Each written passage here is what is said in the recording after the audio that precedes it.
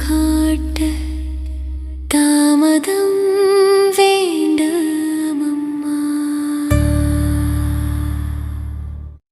ஓம் அமிர்தேஸ்வரி நமக. ஓம் நம சிவாயா. ஸோ இன்னைக்கு அருள்மொழிகளில் புதுசாக ஒரு டாபிக் பார்க்க போகிறோம். என்ன தெரியுமா? சாட்சி பாவம்.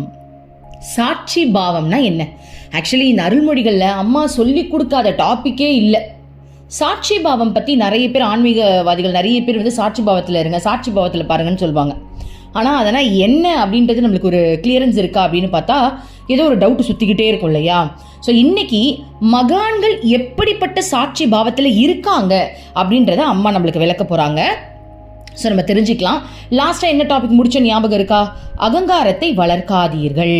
ஸோ அம்மா மெயினாக என்ன சொல்லியிருந்தாங்க அப்படின்னா, உன்னுடைய அகங்காரம் எந்த நிலையில் இருக்கு அப்படின்னு நீ முதல்ல அனலைஸ் பண்ணணும். எனக்குள்ள அகங்காரம் எங்கெல்லாம் இருக்கு, எங்கெல்லாம் உருவெடுக்குது, எங்கெல்லாம் என்னை பற்றி நான் வந்து பெருமையாக காட்டணும்னு நினைக்கிறேன், எங்கெல்லாம் எனக்கு கோவம் வருது, என்னுடைய அந்த நானன்ற தன்மை எங்கெல்லாம் தலை ஓங்குதுன்னு என்னுடைய ஈகோவை முதல்ல நான் தெரிஞ்சுக்கணும். எனக்கு இந்த இடத்துல ஈகோ இருக்கு அப்படின்றத நான் தெரிஞ்சுக்கிட்டா மட்டும்தான் என்னால் அதை அழிக்க முடியும். ஸோ ஈகோ இருக்குன்ற ஒரு விஷயம் தெரியாமலேயே என்னை பற்றி நான் பெருமையாகவே நினச்சிக்கிட்டு இருந்தேன் அப்படின்னா அகங்காரத்தை அழிக்கவே முடியாது. முதல்ல அந்த தற்பெருமையை நிறுத்து, அந்த தற்பெருமையை விட்டு மோப்பம் பிடிக்கிற நாய் மாதிரி எனக்குள்ள இருக்கிற அகங்காரம் எங்க இருக்குன்னு நம்ம மோப்பம் பிடிக்கணும். புரியுதுங்களா? இப்போ நேற்று கூட நான் ஒரு வீடியோ எடிட் பண்ணேன். ஒரு புத்தகம், சுவாமிஜி எழுதின புத்தகத்தோட வீடியோ எடிட் பண்ணேன். அப்போ எனக்கு என்ன, அப்போ வந்து நான் வந்து நோட் பண்ணுறேன், நம்மளுக்கு இதில் என்ன அகங்காரம் இருக்குது யோசிக்கிறேன். அப்போ என் கிருஷ்ணா கண்டுபிடிச்சா, நான் கண்டுபிடிக்கல, என் கிருஷ்ணா எனக்கு சொன்னா, கிருஷ்ணா இப்போ நம்ம இதை எடிட் பண்ணோம்ல, என்ன ஃபீல் கிருஷ்ணா எனக்கு இருக்குது சொல்லு கிருஷ்ணா. அதுக்கு அவன் என்ன நம்ம சொன்னா, நீ சுவாமிஜியை இம்ப்ரெஸ் பண்ண தான் எடிட் பண்ணிட்டு இருக்கியே தவிர்த்து நீ இந்த கருத்து மக்கள்கிட்ட போகணும்னு நினைக்கவே இல்லை அப்படின்ட்டான். அப்புறம் தான் யோசிச்சு பார்க்குறேன், ஆமாம் என்னுடைய கவனம் எல்லாம் இதை அவங்களுக்கு சென்ட் பண்ணி நல்லா இருக்கா இல்லையான்னு செக் பண்ணோம். அவங்க ஓகே சொல்லிட்டாங்கன்னா இந்த சேனலில் போட்டுருணும், அவங்க நம்மளை பற்றி என்ன நினைப்பாங்க, இந்த பொண்ணுக்கு எவ்வளோ டேலண்ட் நினைப்பாங்களா, அப்படி நினைப்பாங்க இப்படி நினைப்பாங்களா, இதை தானே நினச்சேன். இந்த கருத்து 4 பேருக்கு போய் சேரப்போது, இது ஒழுங்காக போய் சேரணும், இது சரியான விஷயமா இருக்குமா இருக்காதா முதல்ல நீ இதை அனலைஸ் பண்ணியா? அப்போ அகங்காரம் தானே உனக்கு தலைவங்கி இருக்கு. அதாவது நல்லது செய்யறோன்ற தாட்டை விட என்ன நினைப்பாங்கன்ற எண்ணம் தானே உனக்கு இருக்கு அப்படின்னு என் கிருஷ்ணா சொன்னான் பாருங்க. என் மூளை, நான் வாக்கிங் போயிட்டு இருக்கும்போது அவரும் நானும் பேசிக்கிட்டே போகும்போது நான் கிருஷ்ணா கிட்ட கேட்டேன், கிருஷ்ணா எனக்கு என்னடா எனக்கு அகங்காரம்ட்டு. அப்போ உள்ளுக்குள்ளே இருந்து எனக்கு அது கொண்டு வரான் கிருஷ்ணா. அப்போதான் எனக்கு தெரிஞ்சது, ஓ மை காட் இவ்வளோ கேவலமாக இருக்கனா, அப்போ விடு கிருஷ்ணா நம்ம அனுப்பவே வேண்டாம். அப்புறம் சொன்னேன், அனுப்பாமலாம் இருக்காது, அதான் தெரிஞ்சுக்கிட்டல. இப்போ இதுக்குள்ள வந்து அது மக்களுக்கு எப்படி போய் சேருன்றதுல மட்டும் கவனம் செலுத்தி அதை திரும்ப இன்னொரு வாட்டி செக் பண்ணி பாருன்னும் போது தான் என்னோட மிஸ்டேக்ஸ்லாம் ரெக்டிஃபை பண்ண முடிஞ்சுது. அந்த வீடியோவில் வந்து என்னோட மிஸ்டேக்ஸ்லாம் இன்னும் கொஞ்சம் ரெக்டிஃபை பண்ண முடிஞ்சுது. ஸோ இதை தான் அம்மா சொல்லி கொடுத்தாங்க, அகங்காரத்தை வளர்க்காதீர்கள் அப்படின்றதுல முதல்ல உன் அகங்காரத்தை நீ செக் பண்ணு, இருக்குன்னு தெரிஞ்சாதான் அழிக்க முடியும். ஓகேவா? சரி, இப்போ இன்னைக்கு என்ன டாபிக்? சாட்சி பாவம். சாட்சி பாவம் செம்ம டாபிக் தெரியுமா இது? நான் நிறைய வாட்டி அம்மா கிட்ட கேட்டிருக்கேன், அம்மா சாட்சி பாவனை என்னம்மா எனக்கு சொல்லி தான் கொடுங்களேன் அப்படின்னு ஒன் டைம் கேட்டேன். அப்போ நான் அம்மா கிட்ட டைஸ் போட்டு கேட்டேன், அம்மா எனக்கு சாட்சி பாவனா தெரியுமா தெரியாதான்னு கேட்டேன். அம்மா எனக்கு சொன்ன, உனக்கு சாட்சி பாவனா என்னன்னே தெரியாதுன்ட்டா. அப்போ நான் என்ன பண்ணேன், அம்மா அப்போ எனக்குள்ளே இருந்து சொல்லி கொடுக்குறீங்களான்னு கேட்டேன். எஸ் ஓகேன்னு ஒன்று சொன்னான். அன்னைக்கு அனுபவபூர்வமான அந்த சாட்சி பாவத்தை அனுபவிச்சேன். ஒரு நாள், ஒரு நைட் டைம் மட்டும். அதுக்கப்புறம் அந்த பாவம் எனக்கு திரும்ப வரல. ஸோ எனக்கு தியரட்டிக்கலாக அம்மா நம்மளுக்கு சொல்லித்தர போகிறாங்க. என்னுடைய அனுபவத்தை நான் முதல்ல ஷேர் பண்ணிடுறேன். எனக்கு அம்மா கிட்ட கேட்ட உடனே நான் கேட்டேன், எனக்கு ஹெல்ப் பண்ணுறீங்களான்னு கேட்டேன். எனக்கு போட்டோடனே டைஸில் 1 வந்துருச்சு. அன்னைக்கு நைட்டு திடீர்னு எனக்கு ஒரு கவலை வருது. ஆனால் இத்தனை நாள் ஏதாவது எனக்கு ஒரு கவலை வந்ததுன்னா அந்த கவலையை விட்டு மீண்டு வரத்துக்கு ட்ரை பண்ணுவேன். ஆனால் அந்த சாட்சி பாவத்தில் எனக்கு அம்மா கொடுத்தாங்க பாருங்க, அந்த ஃப்ராக்ஷன் ஆஃப் செகண்ட் எப்படி தெரியுமா இருந்தது? அந்த கவலையை நான் என்ஜாய் பண்ணுறேன், சோகப்பாட்டு கேட்கணும்னு தோணுது. அந்த கவலைக்கு அப்படியே ஆறுதல் கொடுக்கணும் போல் எனக்கு ஒரு ஃபீல். ஸோ அந்த கவலைக்கு நான் டிப்ரெஷன் ஆகலை, அந்த கவலையை நான் ரொம்ப உள்வாங்கி டிப்ரெஷனுக்கெலாம் போகல. இப்போ ஒருத்தவங்களுக்கு கவலை வந்தால் அவங்களுடைய மனநிலை டிப்ரெஷனுக்கு போகல, எனக்கு டிப்ரெஷனே ஆகலை. அந்த கவலையை நான் என்ஜாய் பண்ணுறேன். ஓ இதுதான் கவலையா, அதை சிரிச்சுக்கிட்டே என்ஜாய் பண்ணுறேன். கிருஷ்ணா என் நிலைமையை பார்த்தியா, இன்னைக்கு நான் இந்த விஷயத்துக்காக கவலைப்பட்டுட்டு இருக்கேன் கிருஷ்ணா.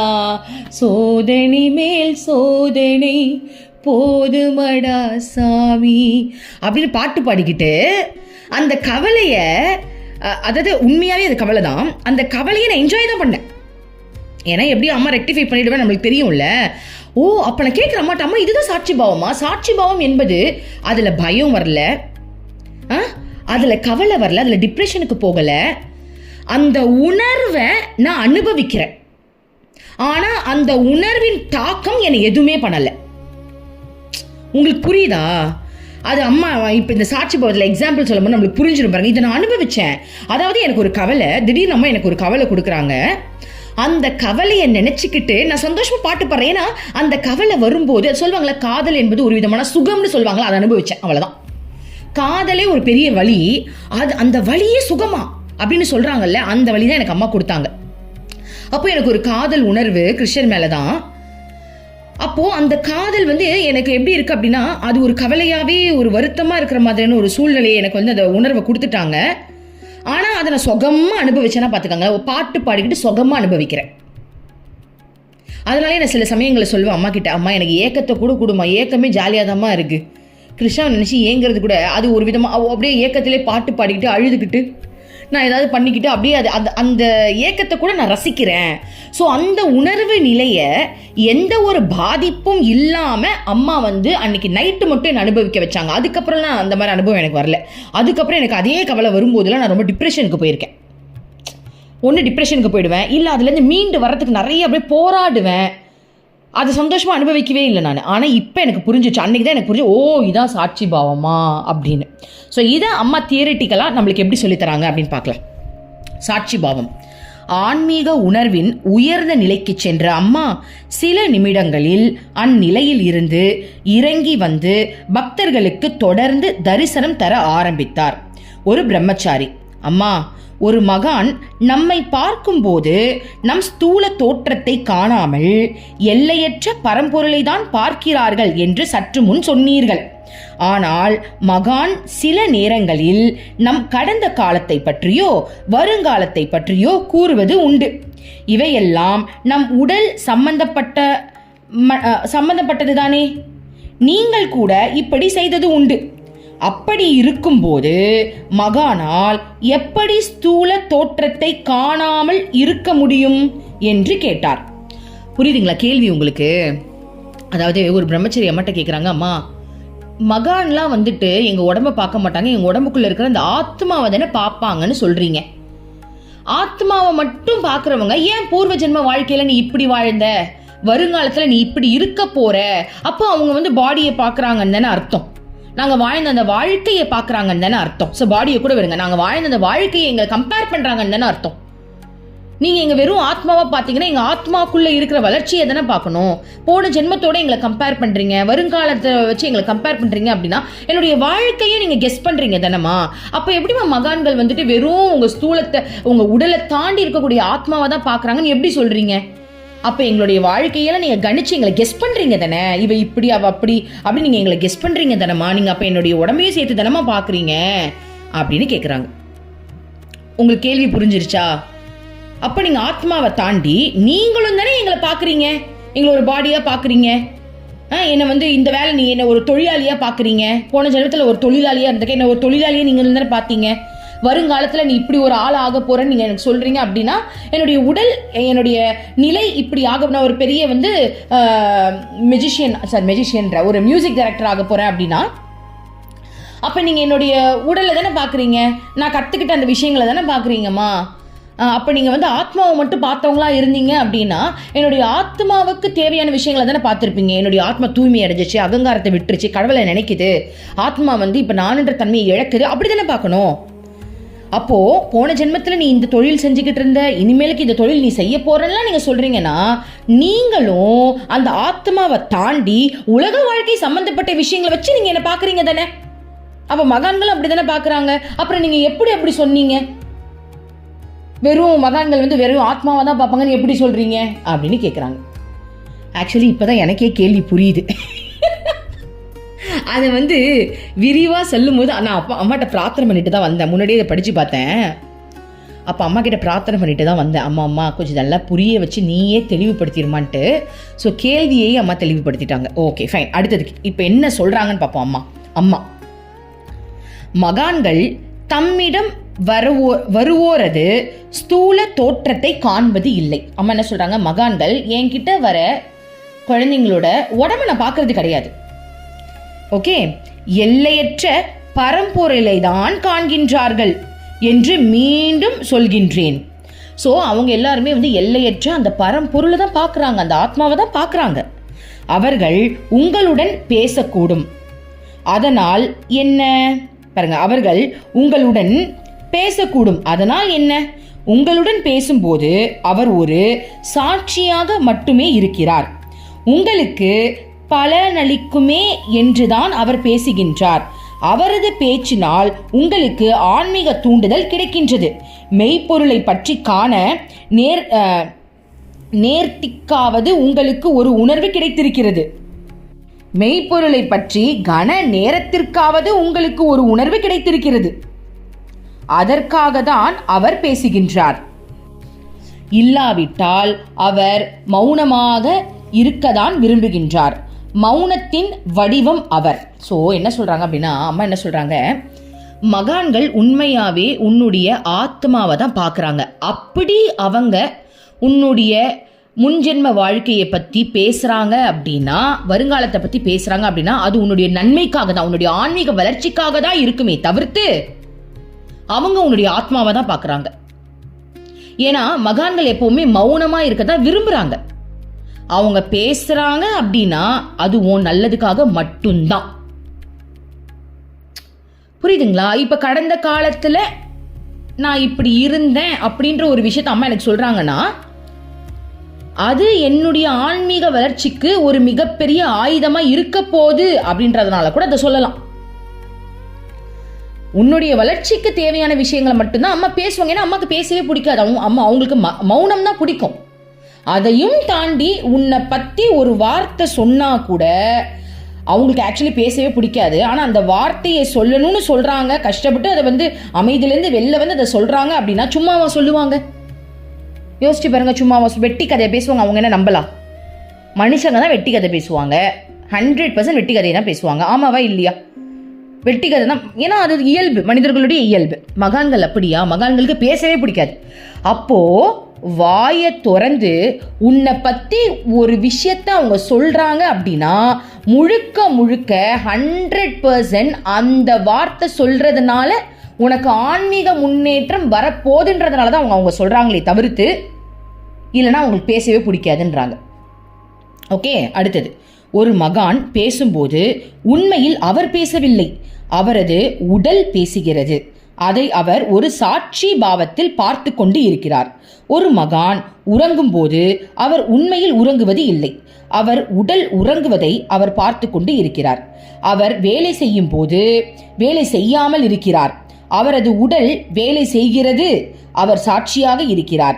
அவர் தன்னில் தானாய் இடைவிடாது தனது சொரூபத்தில் நிலை பெற்று இருக்கிறார். அவர் அனைத்திற்கும், தனது உடலின் செயலுக்கும் அதை சுற்றிலும் நடக்கும் காரியங்கள் அனைத்திற்கும் சாட்சியாக இருக்கிறார். ஸோ இதெல்லாம் இப்போ படிக்கும்போது உங்களுக்கு என்ன புரிஞ்சுது? ஏதோ சொல்கிறாங்க அப்படி தானே இருக்குது. அம்மா எக்ஸாம்பிள் சொல்லுவாங்க பாருங்கள், அப்போ நல்லா புரிஞ்சிடும். ஸோ இதில் என்ன சொல்கிறாங்க அப்படின்னா, அவர் எல்லாத்தையுமே பார்க்குறாரு. இப்போ நம்ம இது இப்படி எடுத்துப்போமா, ஒரு டைரக்டர் ஒரு படத்தை எடுக்கும்போது நீங்கள் சிரிங்கன்றாங்க, இன்னொருத்தவங்கள அழ சொல்கிறாங்க. நீங்கள் கொலை பண்ணுங்கன்றாங்க, இன்னொருத்தவங்கள காப்பாற்ற சொல்கிறாங்க. அந்த இடத்துல டைரக்டர் அந்த எமோஷனுக்குள்ள முழுகிறது கிடையாது, அது ஒரு ஆக்ஷனா பார்க்குறாரு. கரெக்டு தானே? இப்போ ஒரு டைரக்டர் ஒரு படம் எடுத்து முடிச்சதுக்கு அப்புறம் அந்த காட்சியை அவரே பார்க்குறாருன்னு வச்சுப்போங்க. அவர் எப்படி பார்ப்பாரு? செம்ம ஆக்டிங், நல்லா ஆக்ட் பண்ணுறான், அப்படிதான் அழு, நல்லா அழு, இன்னும் அழு, வெரி குட், இப்போ அந்த டைலாக்கை கொண்டு வா, சூப்பர், பர்ஃபெக்ட், இந்த இடத்துல ஆட்டத்தை போட்டு டான்ஸை போடு, ஃபேண்டாஸ்டிக். ஸோ அந்த உணர்வுக்குள்ள அவர் முழுகுவாரா அப்படின்னு கேட்டா அந்த உணர்வை என்ஜாய் பண்ணுவார். அழும்போது மேபி அவருக்கு அழுக வரும், ஓகே ஃபைன். ஒரு இடத்துல ஒரு சீன்ல அழுகுறாங்க அப்படின்னா 100% நம்மளுக்கு அழுக வரும், நோ ப்ராப்ளம். ஆனா அது உண்மை இல்லைன்னு அவருக்கு தெரியுமே. எடுத்ததே அவருடைய இது தானே, கதையே அவரோடது தானே. ஸோ அந்த எமோஷன் ஃபீலை அவர் என்ஜாய் பண்ணுவாரே தவிர்த்து அந்த எமோஷன் உண்மைன்னு நினைச்சுக்கிட்டு அதில் கதற மாட்டாரு. புரியுதா? மேபி இதை தான் அம்மா சாட்சி பாவம்னு சொல்றாங்க, நம்ம எடுத்துக்கலாம். இன்னும் நிறைய எக்ஸாம்பிள் கொடுப்பாங்க, அப்புறம் நம்ம பார்க்கலாம். புரியுதா? இப்போ கடவுள் வந்து தூங்குறாரு, அந்த தூக்கத்தை அவர் வேடிக்கை பார்க்குறாரு. ஏன்னா அந்த இடத்துல அவர் டயலாக் எழுதியிருக்காரு. என்ன எழுதியிருக்காரு? இந்த இடத்துல நான் படுத்து உறங்க வேண்டும், எனக்கு காவலுக்கு 2 ஆட்கள் நிற்க வேண்டும், இன்னும் 2 பெண்கள் எனக்கு விசிற வேண்டும் அப்படின்னு அவர் தான் எழுதியிருக்காரு. அது அங்கே நடக்குது. அப்போ நடக்கும்போது எல்லாமே சரியா நடக்குதா? நடக்குது. இவ கரெக்டாக விசிறாளா? வெரி குட், நல்லா விசிறான். இவன் காவலுக்கு நிற்கிறானா? ஆஹா, காவலுக்கு நிற்கிறன்ற பேர்ல வேடிக்கை பார்த்துக்கிட்டு இருக்கானே. ஸோ அவங்க எழுதின ஒரு விஷயம் அங்க நடக்கும்போது அவங்கள மீறி அவங்க அங்க சாட்சியா தானே பாக்குறாங்க. கரெக்ட் தானே? அவங்க கண்ட்ரோல்ல ஒரு விஷயம் நடக்கும்போது அந்த இடத்துல அவங்க ஆட்டோமேட்டிக்கா அந்த சாட்சி பாவத்துல தான் பாக்குறாங்க. ஏன்னா அந்த இடத்துல அதை படைக்கிறது, அதை செயலுக்கு கொண்டு வரதே கடவுள் தான் இல்லையா? ஸோ நம்ம இப்படி வந்து நம்ம சாட்சி, அவங்க எப்படிப்பட்ட சாட்சி பாவத்தில் இருக்கிறாங்க அப்படின்ற ஒரு விஷயத்த நம்ம இப்படி வந்து தெரிஞ்சுக்கலாம். ஓகேவா? ஸோ அந்த உணர்வுக்குள்ள நம்ம கடவுள் வந்து உணர்வுக்குள்ள முழுக மாட்டாங்க. அந்த இடத்துல என்ன நடக்குதுன்னு அவங்களால ஈஸியா பார்க்க முடியுது. ஓகே, அடுத்தது. ஒரு மகானின் உடல் நோயுறும்போது அவர் அந்த உடலில் இருந்து வெளியே நின்று அது அனுபவிக்கும் துன்பத்தை காண்கின்றார். இப்ப எப்படி எடுத்துப்போம்? மகான் யாரு? கடவுள். கடவுள் வந்து ஒரு உடலை படைக்கிறாரு. அந்த உடல் எப்படி வந்து உருவாகுது? ஏன்னா படைக்கிறதே அவரு தான். அவரே அதை என்ஜாய் பண்றாரு. சூப்பரா உருவாகுது இல்ல, நம்மளுக்கு இவ்வளவு சக்தி இருக்கா, வாவ், எல்லா செல்லும் ஒன்னா சேர்ந்து கை மாதிரி வந்திருக்குல்ல, ஓ அப்படின்னு பாடியை ரசிக்கிறாரு. அந்த உள்ளுக்குள்ள இருக்கிற அந்த துடிப்பு எல்லாத்தையுமே அவரே ஆச்சரியமா ரொம்ப சந்தோஷமா அதை பாக்குறாரு. என்னுடைய இயக்கம் எப்படி இருக்குல்ல அப்படின்னு.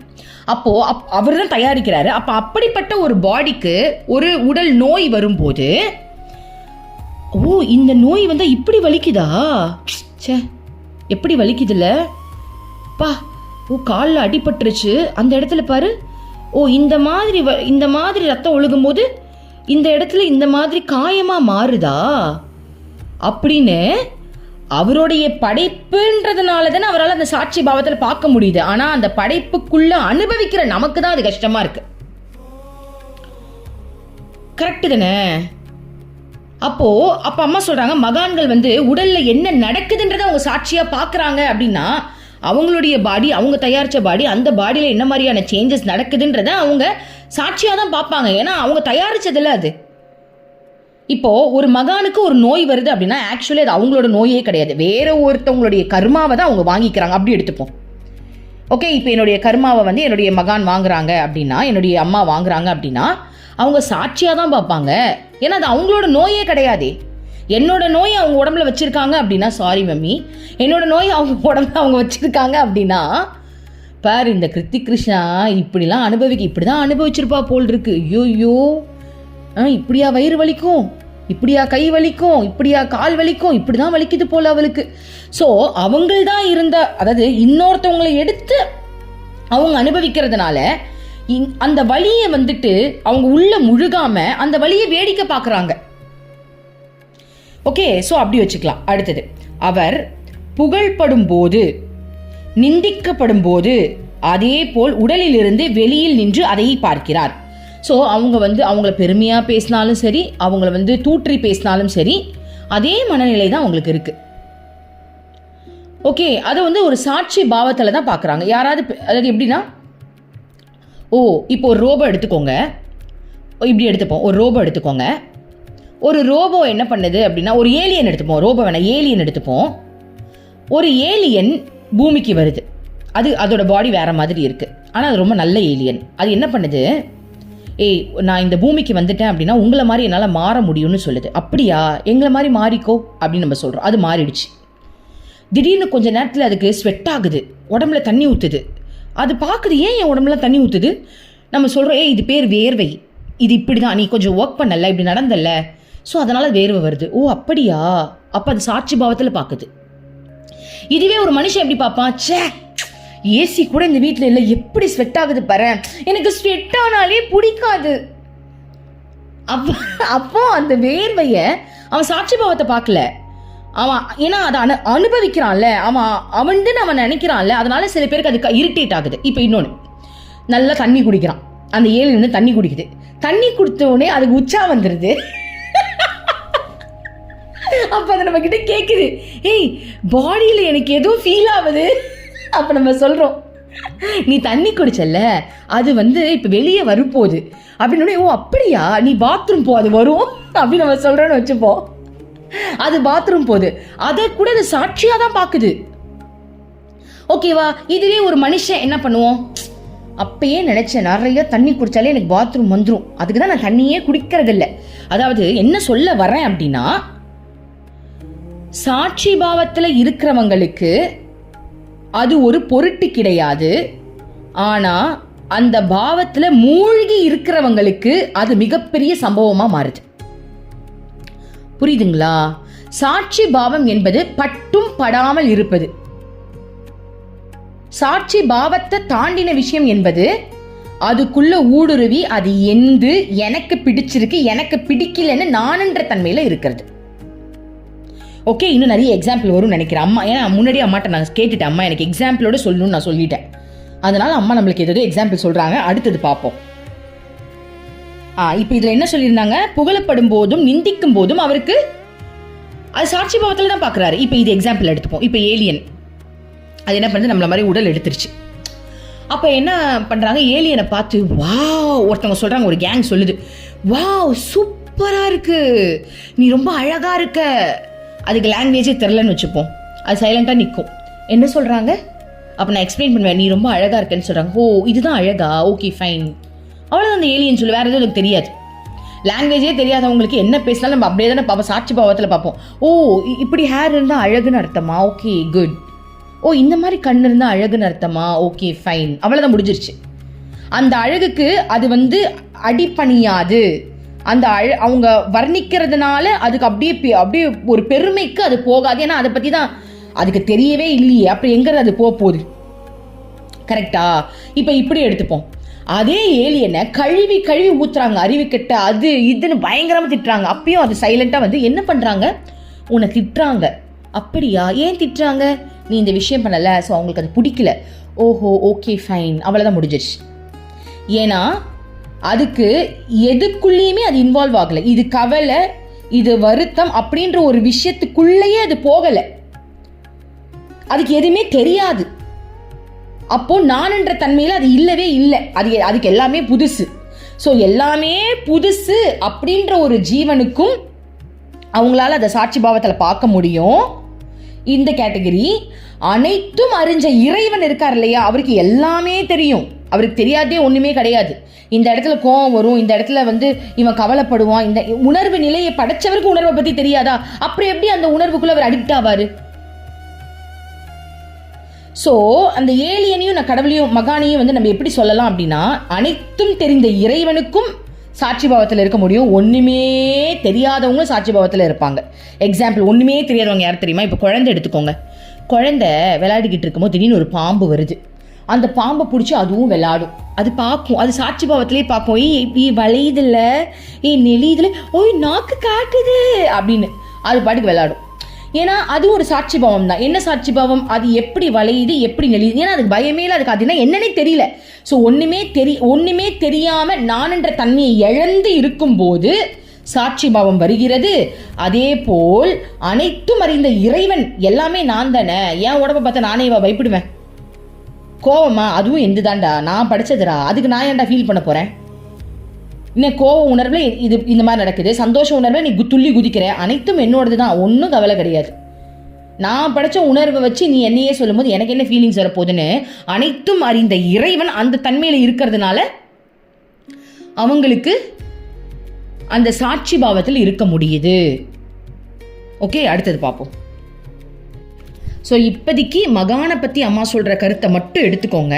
இந்த ஏலியன் பற்றி நான் எக்ஸ்ட்ரா ஃபிட்டிங் போட்டுட்டேன், அம்மா டைஸ் போட்டு கேட்டேன், அம்மா எக்ஸ்ட்ரா ஃபிட்டிங் போட்டான்னு கேட்டேன், நீ எதுக்கு அதை பற்றி சொல்லிட்டேன்னு அம்மா கேட்டுட்டாங்க. ஸோ அதனால் நம்ம இப்போ எடுத்துக்க வேண்டிய கருத்து என்னென்னா, மகான்கள் அனைத்தும் அறிஞ்சதுனால அனைத்து உணர்வுகளும் அவங்களோடது அப்படின்றதுனால மற்றவங்க அவங்கள பெருமையாக பேசினாலும் அவங்க சாட்சியாக பார்க்குறாங்க, மற்றவங்க அவங்கள தப்பாக பேசினாலும் அவங்க சாட்சியாக பார்க்குறாங்க. ஓகேவா, அடுத்தது போலாமா?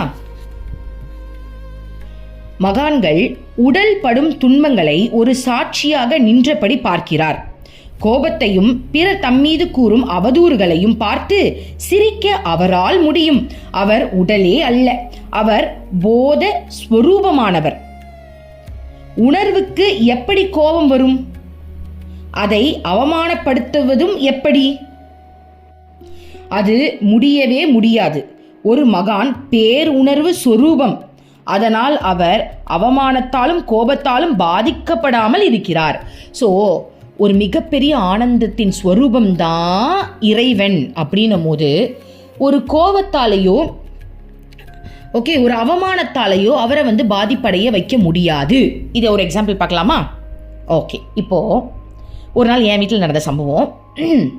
என் ஹஸ்பண்ட் நார்மலாக என்னை ஏதாவது ஒரு விஷயம் சொல்லிட்டாருன்னா எனக்கு உண்மையாகவே கோவம் வரும்.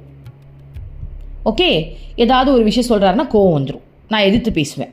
ஆனால் எப்போ திரும்ப எனக்கு கோவமே வராது? நான் ஆசிரமத்துக்கு கிளம்பும்போது எல்லாம் பேக் பண்ணிட்டு சந்தோஷமாக இருப்பேன். அதுதான் என்னை பொறுத்த வரைக்கும் இப்போதைக்கு எனக்கு கிடைச்ச பேரின்ப உணர்வு அம்மாவை போய் பார்க்கறது. நிறைய பேர் இது யோசிச்சிருப்பீங்க. எனக்கு பிடிச்ச ஒரு சம்பவம் நடக்கும்போது என் ஹஸ்பண்ட் சரி சார் போயிட்டு வா அப்படின்னு சொல்லிட்டாருன்னு வச்சுப்போமே. ஸோ அந்த சந்தோஷத்துல நம்மளுக்கு தடையே இல்லையே. தடை இருந்தால் தானே கவலை வரும், தடை இல்லை. ஸோ அதனால் நான் ஜாலியாக கிளம்பும்போது என் ஹஸ்பண்ட் என்னை கழுவி ஊற்றினாலும் சரி, என்னை காரி துப்புனாலும் சரி, வேற ஒரு விஷயத்தில் சொல்கிறேன், இந்த விஷயத்தில் இல்லை, ஏன் வீட்டை பெருக்கலை, ஏன் இப்படி வச்சிருக்கேன், ஏன் அப்படி வச்சிருக்கேன்னு கேட்டால் கூட நான் பண்ணிடுறேன், நீ கவலையே படாத, உனக்கு வேறு ஏதாவது வேணுமா சொல்லு, நான் பண்ணிட்டு போகிறேன், அபி உனக்கு சாப்பாடு செஞ்சுட்டு போட்டுமா அப்படிலாம் கேட்பேன். அப்போ பேருணர்வில் நான் இருக்கும்போது இவங்க என்னை அவமானப்படுத்தினாலும் சரி, இவங்க என்னை கோவமா பேசினாலும் சரி, எனக்கு அந்த இடத்துல கோவமே வரல. அப்பா கடவுளுக்கு அப்படி தானே இருக்கு, கடவுளுக்கு அப்படி தானே இருக்கு, ஆமாவா இல்லையா? இந்த விஷயத்த நீங்களும் அனுபவிச்சிருப்பீங்க. சாதாரண நேரத்தில் கூட நம்மளை யாராவது திட்டாங்க அப்படின்னா பயங்கரமாக கோவம் வரும். ஆனால் நம்ம சில சமயங்களில் நம்ம ரொம்ப ஹாப்பியாக இருப்போம். நல்ல மூடில் இருக்கான் போல. நான் சொல்வேன், இந்த பாஸ்லாம் இப்போ சில இடத்துல பாஸ் செம்ம ஜாலியாக நல்ல செம்ம மூடில் இருக்கான், இந்த டைமில் போய் கேட்போம் வாயேன் அப்படின்னு. இப்போ நீங்கள் போயிட்டு சார் கொஞ்சம் இந்த ப்ராஜெக்ட் விஷயமா கேட்டிருந்தேனே சார், தப்பு பண்ணிட்டேன், அது கொஞ்சம் ரெக்டிஃபை பண்ணிக்கலாமா, அதெல்லாம் பண்ணா அதெல்லாம் ஒரு விஷயமா, 2 நாள் கூட எடுத்துக்கோ, வீட்டில் இருந்து நல்லா பண்ணிட்டு சப்மிட் பண்ணிவிடு. எப்படா நேற்றுல நான் கழுவி ஊற்றுனேன். இன்னைக்கு ஐயா நல்ல மூடில் இருக்கார். சொல்லுவாங்கல்ல, நல்ல மூடில் இருக்கும்போது, ஏன்னா அவனை பொறுத்த வரைக்கும் அது ஒரு பேரின்ப உணர்வு. அப்படிப்பட்ட பேரின்ப உணர்வில் அவன் இருக்கும்போது நம்ம என்ன பேசினாலும் உங்களுக்கு கோவம் வர மாட்டேங்குது. அதாவது கோவமும் வர மாட்டேங்குது. நம்ம ஏதோ அவமானப்படுத்துற மாதிரி சில விஷயங்கள் சொன்னா கூட அது அவங்களுக்கு பெரிய விஷயமே கிடையாது. அப்போ நம்மளே அதை அனுபவிச்சிருக்கோம். கரெக்டு தானே? நம்மளே அதை அனுபவிச்சிருக்கும் போது கடவுள் எந்நேரமும் பேர் உணர்வுல இருக்கிறவரு, அந்த நிலையிலேயே எப்பவுமே இருக்கிறவருக்கு நம்ம என்ன பேசினாலும் அது ஒரு விஷயமே கிடையாது. நம்மளாவது எப்பயாவது ஒரு நிமிஷம் தான் அந்த மாதிரி உணர்வுல இருக்கும். அந்த மாதிரி உணர்வுல இருக்கும் போது நம்ம என்ன திட்டினாலும் நம்மளுக்கு கவலை வரும். என் குழந்தை கூட எடுத்துக்கோங்க. என் குழந்தைய நான் சொல்றேன், நான் நார்மலாவே என் பொண்ணை திட்டேன்னு வச்சுக்கோங்களேன், என் பையனை திட்டேன் அப்படின்னா மூஞ்சி தூக்கி வச்சுப்பான். ஆனால் அவனை நான் வெளியே கூப்பிட்டு போகிறேன். அப்போ நான் சொல்லிட்டேன், கிளம்புங்கடா, வெளில கிளம்புங்கடா அப்படின்ட்டு. செம்ம ஹாப்பியாக கிளம்புறாங்க. அப்போ அவன் ஒரு மிஸ்டேக் பண்ணிட்டேன். நான் திட்டும் போது அவன் மூஞ்செல்லாம் தூக்கி வைக்கல. ஆமா சாரிம்மா ஆமாம்மா சாரிம்மா. நேற்று இதே விஷயத்துக்கு நான் உன்னை திட்டினேன், மூஞ்சி தூக்கி வச்சிருந்தேன். ஆனால் இன்னைக்கு வெளியே போகிறேன்ற ஒரு பேர் உணர்வு சந்தோஷத்தில் நான் திட்டினாலும் அவமானப்படுத்தினாலும் உனக்கு ஃபீலிங்ஸே இல்லாமல் நீ ஜாலியாக இருக்க. ஏன்னா அவனுடைய மனம் ஃபுல்லாக அந்த இடத்துல போகிறோம், என்ஜாய் பண்ண போகிறோன்றதுல மட்டும்தான் கவனம் இருக்குது. ஸோ கடவுளுடைய அந்த ஒரு உணர்வு நிலையை நம்மளும் தான் அனுபவிக்கிறோம். ஆனால் நம்ம அதாவது முடிஞ்சு போகிற விஷயத்துக்கு அனுபவிக்கிறோம். இறைவன் உண்மையான ஆனந்த நிலையில எப்பவுமே இருக்கார். நம்மளுடைய உணர்வு நிலையை முடிஞ்சு போயிடும். நாளைக்கு 2 நாள் லீவு அப்படின்னா இன்னைக்கு பாஸ் எவ்வளோ திட்டினாலும் காதில் வாங்கிட்டு ஜாலியாக இருப்போம். சரி பாஸ் என்னடா சரி பாஸ்ன்ற, 2 நாள் நாளைக்கு லீவ் வருது, எல்லாம் ஃபேமிலியோட வெளில போகிறோம். ஓ அப்படியா, அதனால யாரு கழுவி ஊற்றினாலும் இப்போ எனக்கு காதலே விழாது, ஏன்னா என் மைண்டு ஃபுல்லாக நாளைக்கு வெளில போகிறதுல மட்டும்தான் இருக்குது. ஸோ ஆனால் அந்த வெளில போயிட்டு நம்ம ரிட்டர்ன் வரும்போது திரும்ப கவலை வந்துடும். ஏன்னா இதெல்லாம் நிரந்தரமே கிடையாது. இதெல்லாம் டெம்பரவரி சந்தோஷம். ஸோ டெம்பரவரி சந்தோஷத்தில் நம்ம அனுபவிக்கக்கூடிய அந்த பேரு உணர்வு இருக்கு இல்லையா, அந்த உணர்வை இறைவன் எந்நேரமும் அனுபவிக்கிறார். அப்புறம் எப்படி நம்ம திட்டினாலோ அவர் அவதூறாக பேசினாலும் அவர் கவலை வரும். ஏன்னா அவர் உண்மையான சந்தோஷத்தில் இருக்கா. டூப்ளிகேட் சந்தோஷத்துக்கு நமக்கே மற்றவங்க காரி துப்புனா கூட ஃபீலிங்ஸ் வர மாட்டேங்குது. ஆனால் இதுவே நான் சந்தோஷ உணர்வில் இல்லாமல் யாராவது என்ன ஒரு வார்த்தை சொல்லட்டும், எப்படி இருப்போம்? ஸோ அப்போ வந்து இறைவனுடைய நிலை எப்படிப்பட்டது அப்படின்றத நம்ம லைஃப்லயும் அனுபவிச்சதை வச்சு தெரிஞ்சுக்கிறோம், அவ்வளவுதான். ஸோ நம்மளும் டெம்பரவரியிலிருந்து பெர்மனண்டான சந்தோஷத்துக்குள்ள முழுகணும் அப்படின்னா யாருக்கு அடுத்ததுனாலும் நம்மளுக்கு ஃபீலிங்ஸ் வராது. ஓகே, அடுத்தது. ஒரு மகான் உங்களை பார்க்கும்போது அவர் உடல் தோற்றத்தையும் பார்க்கிறார் என்பது உண்மையே. உங்கள் உடல் அவரது கண் முன்னால் நிற்கிறது என்பதோ அவர் கண்கள் திறந்திருக்கின்றன என்பதோ அதற்கு காரணம் அல்ல. உங்களை பார்க்க வேண்டும் என்று அவர் எண்ணுவதால் தான் பார்க்கிறார். உங்களை பார்க்க விருப்பமில்லாவிட்டால் அவர் உங்களை பார்க்க மாட்டார். ஏனெனில் அவரது மனதில் எஜமானன் அவரே. அவர் அதன் அடிமை அல்ல. நாம் தான் நம் மனதிற்கு அடிமைப்பட்டு கிடக்கின்றோம். நாம் தான் நம் மனதிற்கு அடிமைப்பட்டு கிடக்கிறோம். அம்மா பாருங்க, நம்மளை சேர்த்துக்கிட்டு அம்மா நாமன்றாங்க. ஆக்சுவலி அம்மா அவங்களோட மனசுக்கெல்லாம் அடிமை கிடையாது, பட் நம்மளை தனியாக பேசக்கூடாதுன்றதுக்காக. ஆனால் நம்ம தான் நம்மளுடைய மனசுக்கு அடிமையாக கிடக்கிறோன்றாங்க. சரி, இப்போ இதோடைய கருத்து என்னன்னு பார்ப்போம். ஒரு மகான் உங்களுடைய உடம்பை பார்ப்பாரு. அதாவது உடல்னா உடல் இல்லடா, அதாவது எப்படின்னா உங்களுடைய வாழ்க்கை அப்படி நம்ம வச்சுக்கலாம். நம்மளுடைய வாழ்க்கையை பற்றி, நம்மளுடைய தோற்றம், நம்மளுடைய எப்படி சொல்கிறது, தொழில், இதெல்லாம் வச்சு பார்க்குறதுன்னு வச்சுக்கலாம். ஒரு மகான் உன்னுடைய ஸ்தூல உடம்பை பார்க்க மாட்டாங்க, உள்ளுக்குள்ளே இருக்கிற ஆத்மாவை தான் பார்ப்பாங்க அப்படின்னு நான் நினச்சிட்டு இருக்கும்போது ஒரு பிரம்மச்சாரி தான் இந்த கேள்வி கேட்குறாரு. மகான்கள் உடம்பையே பார்க்க மாட்டாரா, அப்போ நீங்கள் மட்டும் எங்களை பற்றிலாம் சொல்கிறீங்கல்ல. அதுக்கு அம்மா சொல்கிறாங்க, மகான்கள் உடலை பார்ப்பாங்க. அவங்க விருப்பப்பட்டா பார்ப்பாங்க. அவங்க விருப்பம் இல்லாமல் நீ முன்னாடி உட்கார்ந்துருந்தா கூட அவங்க பார்க்கக்கூடாதுன்னு நினைச்சாங்கன்னா பார்க்க மாட்டாங்க. ஏன்னா அவங்க ஆனந்த நிலையில் இருக்கும்போது ஏன் அவங்க உடம்பை பார்க்கணும்?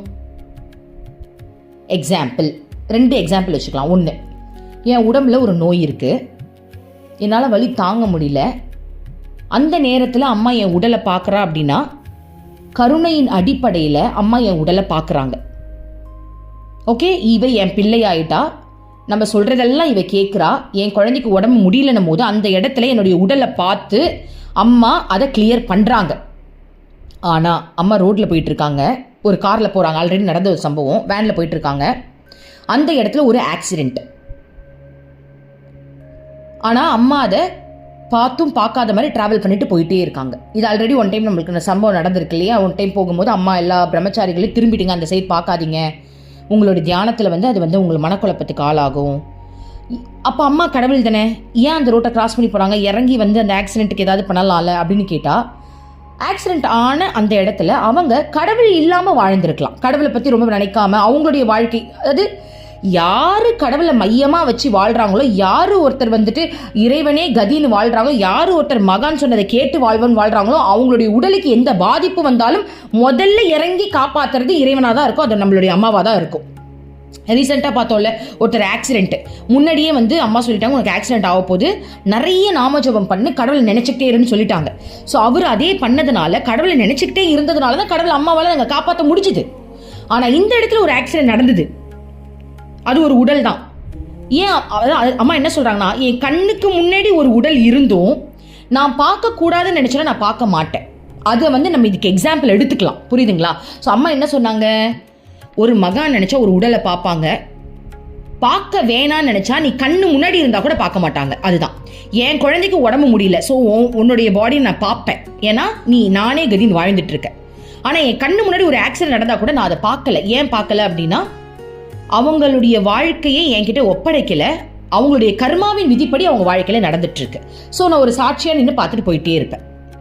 இறங்கி வேலை செய்வேனான்னு கேட்டா அது அவங்களுடைய பக்தியை பொறுத்தது தான். ஒருத்தருக்கு இறங்கி அம்மா வேலை செஞ்சாங்க, இன்னொரு ஆக்சிடென்ட்டை பார்த்துட்டு அப்படியே போயிட்டு இருக்காங்க. ஸோ இது நம்ம ஒரு எக்ஸாம்பிளுக்கு எடுத்துக்கோ. அப்போ மகான் நினைச்சா உன் பாடியை பார்க்கவும் முடியும், உன் பாடி முன்னாடி இருந்தாலும் அதை பார்க்காம ஒதுங்கி போகவும் முடியும் அப்படின்னு சொல்றாங்க இல்லையா? இன்னொரு எக்ஸாம்பிள் எடுத்துப்போம். கிருஷ்ணர், கோபியர்கள். ஸோ கிருஷ்ணா என்ன பண்ணாரு, அவருக்கு தெரியாதது எதுவுமே கிடையாது. ஏன்னா அவர் தான் இந்த உடலை படைக்கிறாரு. ஒரு பெண்ணுக்கு எப்படிப்பட்ட அங்கம் இருக்குன்னு கிருஷ்ணாக்கு நல்லாவே தெரியும். அவர் எல்லாத்தையும் பார்க்கணும், அதாவது படைச்சவருக்கு என்ன இருக்கு ஸ்பெஷலா, என்ன இருக்க போகுது. ஆனா அந்த கோபியர்களை காதல்ல விழ வைக்கணும் அப்படின்னு அந்த காதல் லீலை புரியறதுக்காக கோபியர்களுடைய ட்ரெஸ் எல்லாம் திருடிக்கிட்டு அவங்க ட்ரெஸ் இல்லாம நிற்கும் போது கடவுள் கிருஷ்ண பெருமான் சொல்றாரு, நான் கடவுள், நீங்க எல்லாரும் கை தூக்கி நின்று என்னை வணங்கினாதான் நான் ட்ரெஸ் தருவேன்றாரு. அவருக்கு அந்த உடலை பார்க்கணும், அவர் விருப்பப்படுறதுனால பார்க்கலாம். ஏன் விருப்பப்படுறாரு? உன்னை ஆன்மீகத்தில் இன்னும் முழுக வைக்கணும். எப்படி முழுக வைக்க போறாரு? உன்னை அவருடைய காதல்ல இழுக்க போறாரு. ஸோ அந்த இடத்துல கிருஷ்ணர் முடிவு பண்ணி தான் அந்த இடத்துல வந்து ஒரு ஒரு கோபியோட உடலை பார்க்குறாரு. அதான் அம்மா சொல்றாங்க, மகான்கள் உடலை பார்க்கணும்னு நினைச்சாதான் பார்ப்பாங்க. இல்லையா யாரு வந்து நின்னாலும் அவருக்கு ஒரு பொருட்டே கிடையாது. அவர் இப்ப அதே கிருஷ்ணரை ஒரு மோகினி வந்து மயக்கணும்னு நினைச்சுக்கிட்டு உடலை காட்டி மயக்கிறா அப்படின்னா அவருக்கு அது ஒரு விஷயமே கிடையாது. இதை நான் தான் படைச்சேன். ஸோ அவருடைய எண்ணம் பாருங்க, அவருக்கு எல்லாமே தெரியும். தெரிஞ்சாலும் அவருடைய நோக்கம் என்னவா இருக்கு அப்படின்னா, இவங்களை ஆன்மீகத்துக்குள்ள உள்ள நுழைக்கணும்னா நான் பார்ப்பேன், இன்னும் இவங்களுக்கு நேரம் வரலன்னா நான் பார்க்க மாட்டேன். ஸோ இதை நம்ம ஒரு எக்ஸாம்பிளா எடுத்துக்கலாம். அம்மா என்ன சொல்றாங்க, ஒரு மகான் ஒருத்தவங்களுடைய உடலை பார்க்குறாங்க அப்படின்னா அவங்க நினைச்சா பார்ப்பாங்க, நினைக்கலன்னா பார்க்க மாட்டாங்க. ஸோ அப்படின்றதுக்கான எக்ஸாம்பிள் நம்ம 2 பார்த்துட்டோம். யாரு பக்தியில இருக்கிறாங்களோ அவங்களும் அம்மா பார்ப்பாங்க, யாருக்கு பக்தி கொடுக்கணும்னு நினைக்கிறாங்களோ அவங்களையும் அம்மா பார்ப்பாங்க. ஓகேவா? பக்தின்ற கேட்டகரிக்குள்ள வராதவங்களை எதுவுமே பண்ண முடியாது. அவங்கள வந்து அவங்க வாழ்க்கைக்கு ஏற்ற மாதிரி விட்டுருவாங்க. ஓகே, அடுத்த சாப்டர் போலாமா? அடுத்த டாபிக் போல, சாரி டாபிக்ன்ற அடுத்த பேரா போலாம். மகான்கள் உங்களது ஸ்தூல தோற்றத்தை பார்க்க விரும்பினால்தான் அதை பார்க்கிறார்கள். அவர்கள் உங்களை பார்க்க வேண்டாம் என்று நினைத்தால் அவரது கண்கள் அகல திறந்திருந்தாலும் நீங்கள் அவர் முன்னேயே உட்கார்ந்து கொண்டிருந்தாலும் அவர் உங்களை பார்க்காமல் இருந்து விடுவார். அவர் உங்களது கடந்த காலத்தையும் நிகழ்காலத்தையும் எதிர்காலத்தையும் பற்றி சொல்லக்கூடும். அதில் ஆச்சரியப்பட என்ன இருக்கிறது? அவர் நினைத்தால் இந்த பிரபஞ்சத்தின் கடந்த கால, நிகழ்கால, எதிர்காலத்தை பற்றி கூட சொல்ல முடியும். ஏனென்றால் அவரேதான் இந்த பிரபஞ்சம். இந்த பிரபஞ்சமே அவருக்குள் தான் இருக்கிறது. தெரியுதா? ஒரு மகான் உன்னுடைய எதிர்காலம், வருங்காலம் இதெல்லாம் பார்க்குறாரு அப்படின்னா அதெல்லாம் கண்டிப்பா பாப்பாரு தான். அதுல பார்க்கறதுல உனக்கு என்ன ஆச்சரியம்னு கேட்குறாங்க அம்மா. இந்த பிரபஞ்சமே அவருதான், இந்த பிரபஞ்சத்தின் வடிவமே அவருதான். அவர் நினைச்சா உன்னுடைய எதிர்காலத்தை மட்டும் இல்லை, இந்த பிரபஞ்சத்துடைய எதிர்காலத்தை கூட தான் பார்க்க முடியும். இதுல என்ன ஆச்சரியம் உனக்கு அப்படின்னு கேட்குறாங்க. அடுத்தது, இந்த பிரபஞ்சத்தை பார்த்து அதை பற்றியும் அதில் நடக்க இருப்பதை பற்றியும் சொல்வது அவரை பொறுத்தவரையில் ஒரு பெரிய காரியமே அல்ல. அவருக்கு அவரது சொரூபம் கடலை போல பறந்து விரிந்தது. இந்த பிரபஞ்சம் அதற்குள் உள்ள ஒரு சிறு நீர்க்குமிழ் அல்லது ஒரு சிறு அலையை போன்றது. அவர் உன்னை பற்றி ஏதாவது சொன்னால் அவர் சொல்வதிலிருந்து விலகி நிற்பார்.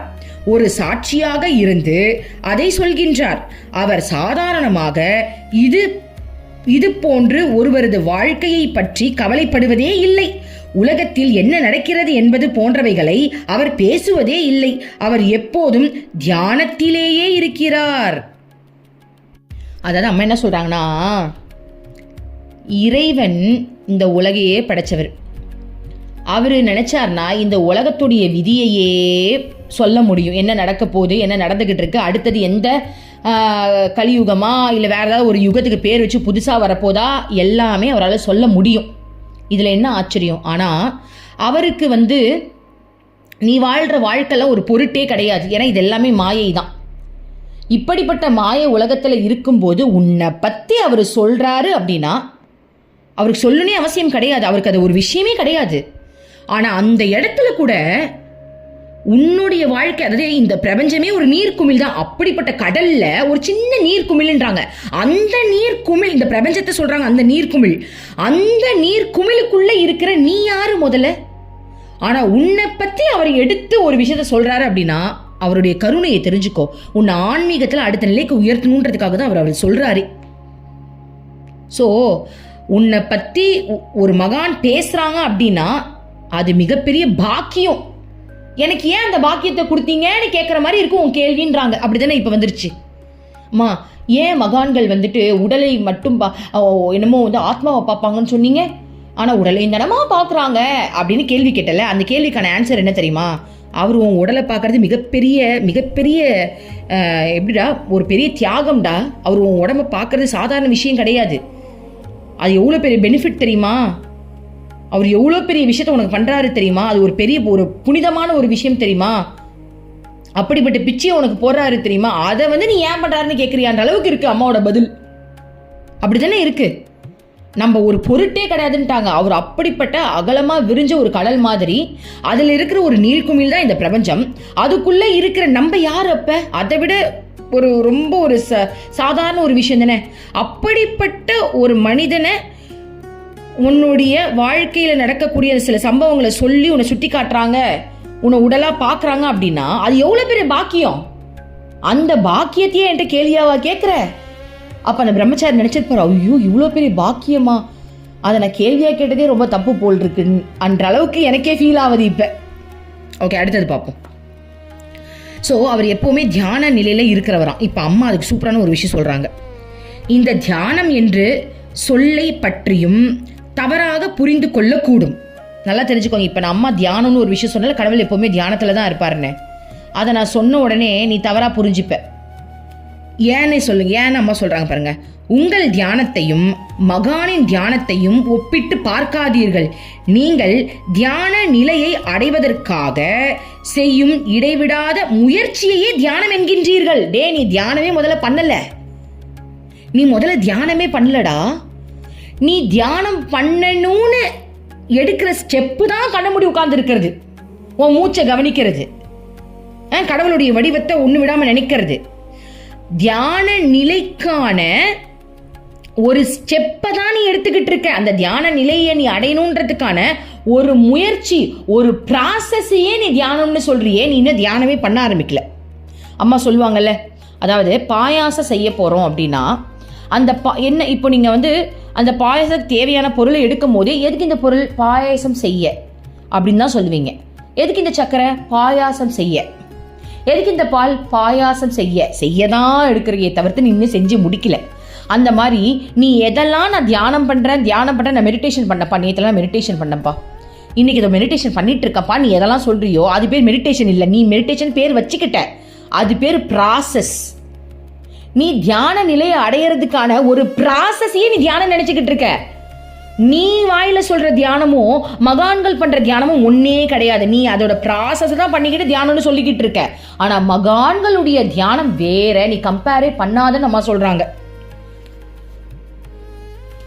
மகான்கள் எப்போதும் தியான நிலையில் தான் இருக்கிறார்கள். அவர்கள் நடக்கும் போதும் உட்காரும் போதும் உண்ணும் போதும் பேசும் போதும் எப்போதும் அவர் ஆழ்ந்த தியானத்திலேயே இருக்கிறார். அவர் தியானத்தில் இல்லாத நேரமோ தனது ஆத்மாவில் ஒன்றிய நிலையில் இல்லாத நேரமோ இல்லை. ஓகே, இதுக்கு ஒரு எக்ஸாம்பிள் பார்த்துடலாம். அதாவது அம்மா என்ன சொல்றாங்கன்னா, அவங்களுடைய தியானம் எப்படிப்பட்டது தெரியுமா? அவங்க நடந்தாலும் தியானத்தில் இருப்பாங்க. நீ நடந்த தியானத்தில் இருப்பியா? நீ உட்கார்ந்தாலே தியானத்தில் இருக்கிறது கஷ்டம். நீ உட்கார்ந்தாலே தியானத்துக்கான ப்ராசஸ்ல தான் இருக்க. நம்ம என்ன தியானமே பண்ணலை. அப்பா அம்மா என்ன சொல்ல வராங்க, நீ தியானமே இன்னும் பண்ணலை. அம்மா அப்போ 20 வருஷமா மெடிடேஷன் பண்ணிட்டு இருந்தேனே, அது பேர் மெடிடேஷன் பண்ணிடுறது இல்லடா, மெடிடேஷனுக்கான ப்ராசஸ் பண்ணியிருக்கேன்னு சொல்லு. ஓகேவா? ஸோ நான் ஒரு சும்மா விளையாட்டுக்கு தான் சொன்னேன். 20 வருஷம் பண்ணவங்களும் இந்த நேரத்துக்கு ஆத்ம அனுபூதியை அடைஞ்சிருப்பாங்க. நான் அதாவது அம்மா என்ன சொல்ல வராங்க அப்படின்னா, கடவுள் நடந்தாலும் உட்கார்ந்தாலும் போரே புரிஞ்சாலும் சரி அவங்க தியான நிலையில தான் இருக்காங்கன்னு அம்மா சொல்றாங்க. எப்படிப்பட்ட தியான நிலை? அது என்ன நிலை? இதை பத்தி அம்மா ஆல்ரெடி நம்மளுக்கு சொல்லி கொடுத்துருக்காங்க. அது என்னன்னு பார்த்துடலாமா? அப்படி என்ன தியானம்? எக்ஸாம்பிள் அம்மாவே சொன்னாங்க.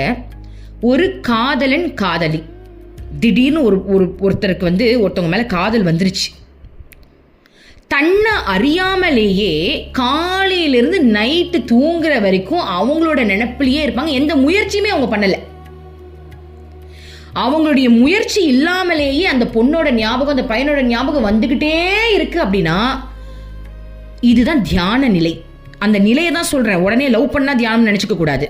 அந்த நிலை தன்னை அறியாமலேயே அந்த ஐக்கியத்திலேயே இருக்காங்களே, அவங்க எந்த முயற்சியுமே எடுக்கல. அப்போ இறைவன் முயற்சியே எடுக்கல, அந்த நிலையிலேயே இருக்கிறார். அந்த ஆனந்த நிலையிலேயே அவர் இருக்கிறார். அதாவது எந்த எஃபர்ட்டுமே இல்லாம ஒரு விஷயம் நம்ம பண்றோம்ல, அதுவா ஒரு விஷயத்துல வந்து ஊடுருவி ஒரு போதையிலேயே இருக்குல்ல, அதுதான் தியான நிலை. ஆனா நம்ம பண்றது என்ன தெரியுமா? ஸ்டார்டிங்ல அந்த தியான நிலையை அம்மா எனக்கு கொடுத்தாங்க, நம்ம எல்லாருக்கும் கொடுத்துருப்பாங்க. எப்படின்னா, கிருஷ்ணர் மேல காதல் வந்தப்ப தன்னை அறியாமலேயே போதையிலேயே அவரையே நினைச்சுக்கிட்டு இருக்கிறது. அப்போ நான் எந்த எஃபர்ட்டுமே போடலை, அப்படியே மனசு ஃபுல்லாக அங்கே தான் இருந்துச்சு. ஒரு ஸ்டேஜில் வேடிக்கை பார்த்தாங்க, அப்போது எஃபர்ட் போட வேண்டியது இருந்துச்சு. நாம ஜபம் சொல்றது, அவரோட பாட்டு கேட்கறது, பஜனை கேட்கறது, அவர் மேலே ஐயோ அவரை மறந்துடக்கூடாதுன்னு எவ்வளோ ஸ்டெப் எடுத்தோம் இல்லையா, அந்த ஸ்டெப்பை தான் நம்ம தியானமாக பண்ணிக்கிட்டு இருக்கோம். ஆனால் உண்மையான நிலை என்பது நீ எந்த ஸ்டெப்புமே எடுக்கலனாலும் உன்னை அறியாமலேயே அந்த நினைப்பிலேயே நீ இருப்ப. அதுதான் இறைவன், அந்த மகான்கள் அந்த ஆனந்த நிலையிலேயே இருக்கிறாங்க. அவங்களுடைய ஆனந்த நிலை என்பது ஒரிஜினல். நம்மளுடைய ஆனந்த நிலை என்பது பற்று. ஒரு பொண்ணையே நினைச்சுக்கிட்டு இருந்தோம் அப்படின்னா அது பற்று. ஆனா அதே நம்ம கிருஷ்ணன் நினைச்சுக்கிட்டு இருந்தோம் அப்படின்னா அது முக்தி. அவ்வளவுதான் டிஃபரன்ஸ். மனுஷன் மேல வைக்க வேண்டிய இந்த காதல் உணர்வை கடவுள் மேல வச்சுட்டோம் அப்படின்னா தப்பிச்சிட்டோம். மனுஷன் மேல வச்சா பற்றாயிடும். ஆனா மனுஷன் மேல ஏன் வருதுன்னா கத்துக்கிறதுக்காக வருது. காதல் என்னன்னு தெரிஞ்சுக்கோ. ஒரு ஆத்மாவுக்கு காதல்னா என்னன்னு தெரியணுமா? ஒரு மனுஷன் மேல காதலை விட்டு காதல்னா தெரிஞ்சுக்கன்னு கத்துக்க வைக்கிறாங்க. ஆனா அதை பற்றுல மாட்டிடுவோம் நம்ம. ஆனால் அதே காதலை நம்ம கடவுள் மேலே வச்சுட்டோம் அப்படின்னா பற்றுலேருந்து வெளில வந்துடுவோம். ஸோ அம்மா என்ன சொல்கிறாங்க அப்படின்னா, அந்த தியான நிலை என்பது எந்த ஒரு எஃபர்ட்டுமே இல்லாமல் நிரந்தரமாக இருக்கக்கூடிய நிலையில தான் மகான்கள் இருக்காங்க. ஆனால் நம்ம எல்லாரும் பண்ணக்கூடிய தியான நிலை என்பது அந்த நிலையை அடையிறதுக்கான எடுக்கிற ப்ராசஸில் நம்ம இருக்கிறோம் இல்லையா, அதையே நம்ம தியானம்னு சொல்லிக்கிட்டு திரியிறோம். ஸோ அது எப்படிப்பட்ட நிலை என்பதை அம்மா நம்மளுக்கு எப்படி சொல்லி காட்டுறாங்க அப்படின்னா, நீ ஒருத்தவங்களை லவ் பண்ணும்போது வர ஃபீலிங்ஸ் இருக்கும் இல்லையா, அந்த ஃபீலிங்ஸ் எப்படி உன்னை அறியாமையே வருதோ அந்த மாதிரி எந்த எஃபர்ட்டுமே இல்லாமல் வர்றது தான் உண்மையான தியான நிலையை நம்ம சொல்கிறாங்க. ஓகே, அடுத்தது இவ்வாறு மகான்கள் தனது எல்லையற்ற ஆத்மாவில் ஒன்றி இருப்பதால் தனது ஆத்மாவையே மற்றவர்களிடம் தரிசிக்கிறார்கள். ஸோ எப்பவுமே அவங்க ஆத்மாவில் ஒன்றி இருக்கிறதுனால ஒருத்தவங்களை பார்க்கும்போது அவங்களே பார்க்குறாங்களாம். இப்போ அம்மா சொல்லுவாங்க, இப்போ நான் அம்மா கிட்ட போகிறேன், அவங்க அம்மா அந்த ஆத்மாவிலேயே ஒன்றி இருக்காங்கல்ல, அப்போது அம்மா என்னை பார்க்கும்போது அம்மா எப்படி பார்க்குறாங்கன்னா அவளையே தான் அவள் பார்க்குறான். இதுக்கு ஒரு எக்ஸாம்பிள் பார்த்துடலாம். இதில் ரீசெண்டாக எனக்கு திடீர்னு புரிஞ்சுது இந்த ஒரு விஷயம். இப்போது அம்மா என் கூட வாழ்கிறாங்க. நான் சந்தோஷப்பட்டா அம்மாவுக்கும் சந்தோஷம் வருது, நான் கவலைப்பட்டா அம்மாவுக்கும் கவலை வருது. கரெக்டா? ஏன்னா அம்மா என்னுடைய ஆத்மாவில் கலந்துருக்காங்க, என்னுடைய உணர்வு எல்லாத்தையும் அம்மா அனுபவிக்கிறாங்க. இப்போ நீங்கள் எடுத்துக்கோங்க, உங்களோடையும் அம்மா வாழ்கிறாங்க. நீங்கள் சாப்பிட்டா அம்மா சாப்பிட்றாங்க. நேற்று ஒருத்தவங்க சொன்னாங்க எனக்கு ஒரு ஆக்சிடென்ட் ஆச்சு, அம்மா காப்பாற்றினாங்கன்னு. உனக்கு பதட்டம், உன்னை காப்பாற்றுன்ற தீவிரம் அம்மாவுக்கும் இருந்திருக்கு. அப்போ உன் உணர்வோடையும் அம்மா வாழ்றாங்க. அப்போ அம்மா சொன்னாங்களே பரமாத்மாவோட நான் கலந்தே இருக்கேனே, அது அப்படிப்பட்ட பரமாத்மா கலந்து இருக்கிறன்ற நிலை எப்படிப்பட்டது அப்படின்னா, நம்ம கூட ஒன்றி இருக்கிறதும் அதுல சேரும். அப்போ அம்மா என்னோட கலந்து நானாவும் வாழ்றாங்க, உங்களோட கலந்து நீங்களாவும் வாழ்றாங்க. அப்ப நான் தர்ஷன் போகும்போது அம்மாவும் நானும் அங்கே ஒன்றி தானே இருக்கும். ஆல்ரெடி எல்லா வீட்டில் இருக்க பிரச்சனையிலேருந்து சந்தோஷம் வரைக்கும் எல்லாத்தையும் நானும் அவளும் ஒன்றா தானே கலந்து தானே ஒரு ஐக்கியத்தில் இருக்கும். எல்லாத்தையும் ஒன்றா தானே அனுபவிக்கிறோம். எனக்கு வலிச்சா அவளுக்கும் தானே வலிக்குது. அப்போ நான் ஒரு தர்ஷனுக்கு நான் அம்மா கிட்ட கட்டி பிடிக்கலான்னு போகும்போது அம்மா நான் பட்ட வழியெல்லாம் அம்மாவே அனுபவிச்சதுனால என்ன அவளால் வேற யாரோ மாதிரி பார்க்க முடியல. இப்போ நீங்க தர்ஷன் போறீங்க அப்படின்னா உன்னோட சேர்ந்து தானே அம்மா தூங்கினா, உன்னோட சேர்ந்து தானே சாப்பிட்டா, உன்னோட சேர்ந்து தானே கவலையெல்லாம் அனுபவிச்சா, உன்னோட சேர்ந்து தானே அந்த சந்தோஷத்தை அனுபவிச்சா. அப்ப நீங்க அம்மா கிட்ட தர்ஷன் போகும்போது அம்மாவால உங்களை வேற யாரோவோ பார்க்க முடியல. அம்மா அவளுடைய உணர்வையே உங்க ரூபத்துல பாக்குறா. புரிஞ்சிருச்சா? சோ அம்மா சொன்னாங்க இல்லையா, பரமாத்மா மகான் தன்னுடைய பரமாத்மாவோட எந்நேரமும் கலந்தே இருக்கிறதுனால மற்றவர்களை அவங்களால வேற்றுமையா பார்க்க முடியல. அப்படின்றதுக்கான மீனிங் என்ன அப்படின்னா, நம்ம அம்மாவை எடுத்துப்போம். நம்மளுடைய வாழ்றாங்க, நம்மளுடைய சுக துக்கத்தை அம்மா நம்மளோட அனுபவிக்கிறாங்க. அப்படின்னும் போது நான் போய் அம்மா முன்னாடி நிற்கும் போது அம்மாவுடைய உணர்வின் வடிவமா தான் என்னை பார்க்குறாங்களே தவிர்த்து என்னை வேற யாரோ மாதிரி அம்மாவால பார்க்க முடியல. அம்மா அவளையே என்னை பார்த்துக்கிறான். ஸோ இதில் நானுன்ற தன்மை எனக்கு இருக்கு. அப்போ நான் கண்ட விஷயத்துக்கெல்லாம் கவலைப்படும் போது எனக்குள்ளே இருக்கக்கூடிய என்னோட அம்மா என்ன பண்றானா, அதுக்கு கவலைப்படாது, அது ஒரு விஷயம் கிடையாதுன்னு என்னை திருத்துறாங்க. அப்போ என்னை திருத்தி என்னையும் அம்மாவோட ரேஞ்சில் மாத்துற வரைக்கும் அவ என்னை திருத்தி அவ கூட ஒட்ட வைக்க தான் பார்க்கறாளே தவிர்த்து என்னை வெட்டி விட பார்க்கல. புரியுதுங்களா? இப்ப நான் சில உணர்வு நிலையில இருக்கேன். அந்த உணர்வு நிலையை என்னுடைய அம்மா ஏன் கூட அனுபவிக்கிறதுனால நான் யாரோ மாதிரி அம்மாவுக்கு இல்லை. ஆனாலும் இந்த உணர்வு நிலைகள்ல நான் நிறைய மிஸ்டேக் பண்ற தேவையில்லாத விஷயத்தெல்லாம் ஃபீல் பண்ணிக்கிட்டு இருக்கேன். நான் என்னைக்கு அதை புரிஞ்சுக்கிட்டு இதெல்லாம் மாயைன்னு தெரிஞ்சுக்கிட்டு நான் அவகிட்ட முழுமையா ஒட்டுறணும், அது வரைக்கும் அம்மா எனக்கு முயற்சி எடுத்துக்கிட்டே இருக்காங்க. இதை மாயைன்னு எனக்கு கண்ணில் காட்டிக்கிட்டே இருக்காங்க. ஒரு ஸ்டேஜில் இதெல்லாம் மாயை, நான் அம்மா தான், நான் அம்மாவோட தான் இருக்கேன், நானும் அம்மா வேற இல்லைன்ற அந்த உணர்வு நிலைக்கு நான் என்னைக்கு வரணும், அன்னைக்கு தான் அந்த தியான நிலையை நான் அனுபவிப்பேன். இப்ப அம்மாவுக்கு என்ன புரியுது, ஆனா எனக்கு அம்மாவை புரியுதா? கரெக்ட் தானே? அம்மாவுக்கு என்ன புரியறதுனால அம்மா முழு தியான நிலையில இருக்கா. நான் என்னையே இன்னும் புரிஞ்சுக்கல. நான் என்னைக்கு நான் என்ற தன்மையை இழந்து இது மாயைன்னு புரிஞ்சுக்கிட்டு நான் என்னைக்கு அவளோட ஒன்று இணையறனோ அன்னைக்கு நான் முழுமையான தியான நிலைக்கு வருவேன். ஓகேவா? டே, இந்த ரெக்கார்டை திரும்ப திரும்ப கேளுங்கடா. நானே இப்போ நிறைய வாட்டி கேட்கணும்னு நினைக்கிறேன். ஏன்னா இதில் அம்மா நிறைய விஷயங்கள் சொல்லியிருக்காங்க. நம்ம மீதி இன்னும் நிறைய இருக்குது, இதில் நாளைக்கு பார்க்கலாம். இன்னும் சாட்சி பாவத்தை பற்றி அம்மா நிறைய எடுக்கிறாங்க. ஸோ அதனால் நம்ம பொறுமையாக தான் பார்க்க முடியும். இந்த ரெக்கார்டை வந்து திரும்ப திரும்ப கேளுங்க. ஏன்னா நிறைய விஷயங்கள் அம்மா வந்து ரொம்ப நுணுக்கமாக சொல்லியிருக்காங்க. ஸோ இதை மனப்பாடம் பண்ணணும்லாம் அவசியம் கிடையாது. இதெல்லாம் நம்மளுக்குள்ளே அதுவே ஊறி போயிடும்.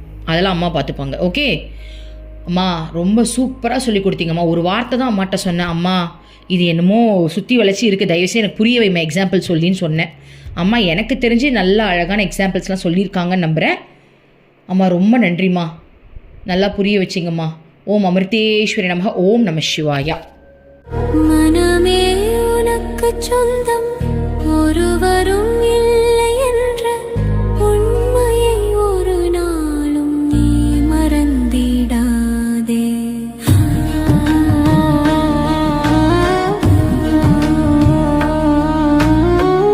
அர்த்தமற்ற கர்மங்களை செய்து கொண்டே சம்சாரத்தில் பயனின்றி நீயும் வீணாய் அலைகின்றாயே.